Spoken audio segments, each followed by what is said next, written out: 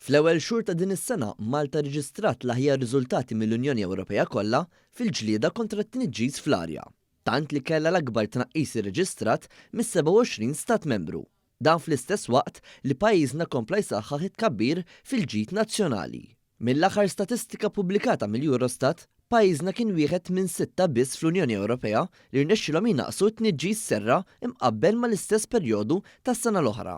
Iżjed minn hekk, terġa' kien wieħed minn 4 pajjiżi biss li fl-istess ħin esperjenzaw tkabbir fil-prodott domestiku gross.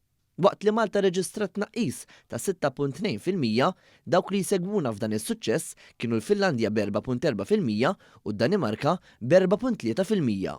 Min-naħa l-oħra, l-20 pajjiż ieħor il-kor irreġistraw żidiet fil-livelli ta' tniġġis tal-arja tagħhom, inklużi ġganti bħal Ġermanja, l-Italja u Franza, waqt li l-ar kienu dawk fil-vant tal-Ewropa. B'reazzjoni għal dan, il-Ministru responsabbli mill-Ambjent, Miriam Dalli, tenniet fuq il-midja soċjali li riżultatu konferma ta' twemmin tal-Gvern, jiġifieri li l-ekonomija, is-sostenibilità u l-azzjoni dwar it-tibdil fil-klima jistgħu jikkumplementaw lil xulxin. Riżultat bħal dan jirrifletti wkoll ix-xogħol li qed nagħmlu f'diversi oqsma. Jonqos ħafna xi jsir, imma qed naħdmu biex intejbu l-affarijiet u maħna se naqtaw qalbna qatt, qalet Dr. Dalli. Ikompli tisħaq li hemm prattiċi li jridu jinbidlu u investimenti kbar u ġodda x'jitwettqu. Żgur li bħala pajjiż mhux se noqogħdu lura, anzi qed inkunu minn ta' quddiem nett kif qed nagħmlu, pereżempju fis-settur tal-enerġija.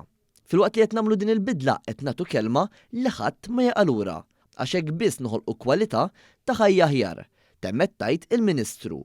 L-Uffiċċju tal-Istatistika tal-Unjoni Ewropea qal li hu mbassar li bejn Jannar u Marzu li għaddew it-tniġġis kontinentali laħaq l-ekwivalenti ta' 900 tunnellata ta' diossidio tal-karbonju, żieda ta' 3.4% fuq l-2024, bl-aktar żewġ setturi responsabbli ikunu l-użu ta' sorsi ta' enerġija.